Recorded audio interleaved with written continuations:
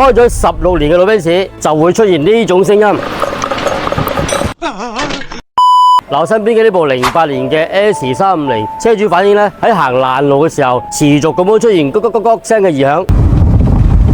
喺裏邊開車感覺非常之唔舒服。咁經過我哋試車，同時咧升高個底盤做一個全面檢查，最後咧100%確定呢個異響嘅聲音就係嚟自於呢個避震嘅避震芯。由於呢個避震裏邊嘅零件咧已經係鬆散咗，咁點解決呢？而家咧避震無論係漏氣或者係出現異響咧，都係可以維修嘅。呢個避震異響嘅維修咧係需要用到專用嘅設備，要將呢個避震劏開，將損壞嘅零件更換，重新注入液壓油，咁樣先至可以徹底解決呢個異響嘅問題。費用咧只需要更換總成嘅1/10就可以搞掂。咁但係當避震出現異響嘅時候，你就一定要及時去處理。如果唔係嘅話，時間一長，呢個避震芯嘅磨損太過厲害，到時呢度避震就維修唔到，只能夠更換總成。所以如果你行車嘅時候，底盤一旦出現異響，又唔能夠確定係咪避震問題，最好都係揾專業嘅師傅幫你去檢查清楚，排除故障，以保證行車嘅安全。我係維修奔馳25年嘅彭 Sir，幫你慳錢整 Benz。